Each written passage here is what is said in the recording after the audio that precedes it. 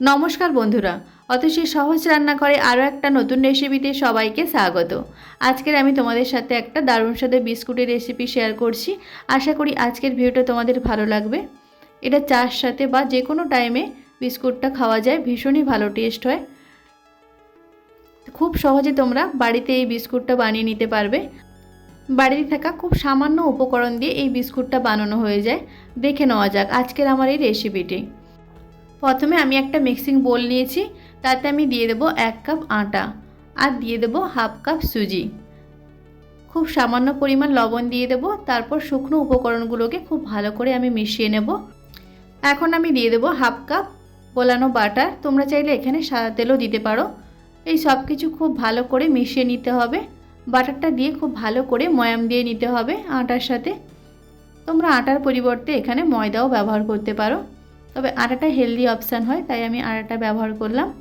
খুব ভালো করে আমি ময়াম দিয়ে নিয়েছি। এখন আমি দিয়ে দেবো চিনি। চিনিটা তোমরা কম বেশি করে নেবে। আমি এখানে 3 চামচের মতো চিনি দিয়েছি আর দিয়ে দিয়েছি কিছুটা পরিমাণ কাজু বাদাম। আমি গুঁড়ো করে নিয়েছিলাম, কাজু বাদাম দিয়েছি। তোমরা কাজু বাদামের পরিবর্তে চিনে বাদামও দিতে পারো।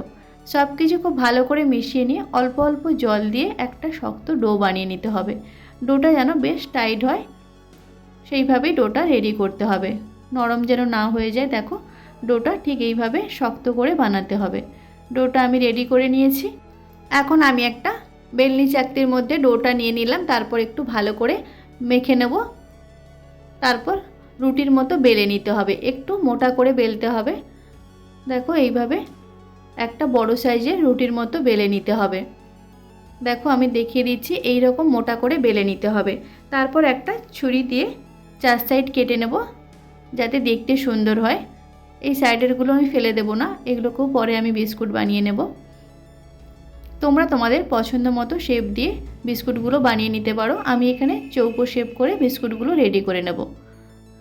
দেখো, একটা ছুরি দিয়ে বিস্কুটগুলো আমি কেটে রেডি করে নেব। এইভাবে চৌকো শেপ দিয়ে নেব।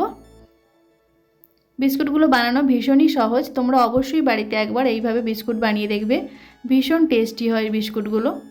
দেখো, এইভাবে চৌকো শেপ করে আমি বিস্কুটগুলো কেটে নিয়েছি। এখন ছুরি দিয়ে আমি একটু ডিজাইন করে নেব। ওপরে এরকম ডিপ করে একটু দাগটা দিতে হবে, যাতে ভাজার পর মিলিয়ে না যায়।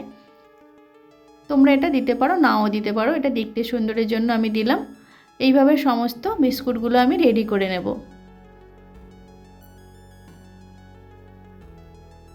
সমস্ত বিস্কুটগুলো আমি এইভাবে কেটে রেডি করে নিয়েছি। দেখো, এখন এগুলোকে আমি ভেজে নেব। তার জন্য গ্যাসে আমি কড়াই বসিয়ে দিয়েছি আর দিয়েছি সাদা তেল। তেলটা খুব বেশি আমি গরম করব না, মিডিয়াম ফ্লেমে মোটামুটি তেলটা আমি গরম করে নিয়েছি। তারপর আমি একটা একটা বিস্কুটগুলো দিয়ে দেব। তারপর লো টু মিডিয়াম ফ্লেমে রেখে বিস্কুটগুলো ভালো করে ভেজে নিতে হবে। দেখো, বিস্কুটগুলো এক সাইড লাল লাল করে ভাজা হয়ে গেলে অপর সাইডটা খুব সাবধানে বিস্কুটগুলোকে উল্টে দিতে হবে। এইভাবে উল্টে পাল্টে বিস্কুটগুলোকে ভেজে নিতে হবে। গ্যাসটা অবশ্যই এই সময় লো টু মিডিয়াম ফ্লেমে রেখে বিস্কুটগুলোকে ভাজতে হবে, তাহলে বিস্কুটগুলো একেবারেই খাস্তা হবে। আর হাই ফ্লেমে দিলে বিস্কুটগুলো ভেতরটা কাঁচা থেকে যাবে, কিন্তু উপরটা খুব তাড়াতাড়ি লাল হয়ে যাবে। তাই অবশ্যই বিস্কুটটা ভাজার সময় লো টু মিডিয়াম ফ্লেমে রেখে ভাজার চেষ্টা করবে। দেখো, বিস্কুটগুলো আমার ভাজা হয়ে গেছে। এখন আমি একটা প্লেটে এগুলো নামিয়ে রেখে দেবো, আর সেমভাবে আমি বাকি বিস্কুটগুলো ভেজে নেব। দেখতেই পেলে যে কত সহজভাবে বিস্কুটগুলো বানানো হয়ে গেল। দেখো, সমস্ত বিস্কুটগুলো আমি নামিয়ে নিয়েছি আর বাকি বিস্কুটগুলো আমি ভেজে নেব।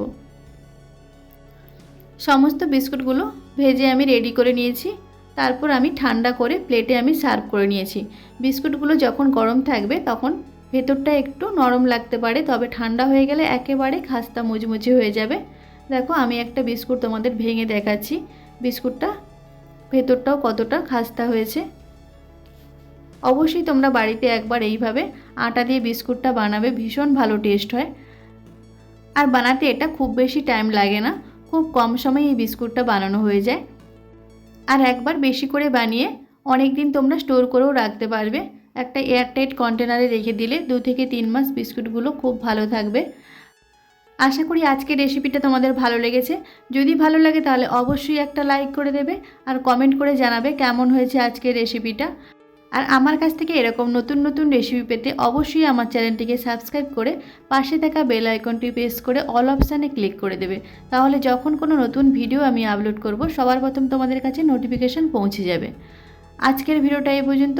নেক্সট কোনো ভিডিওতে তোমাদের সাথে আবার দেখা হচ্ছে নতুন কোনো একটা রেসিপি নিয়ে। ততক্ষণে তোমরা ভালো থেকো, সুস্থ থেকো। ধন্যবাদ।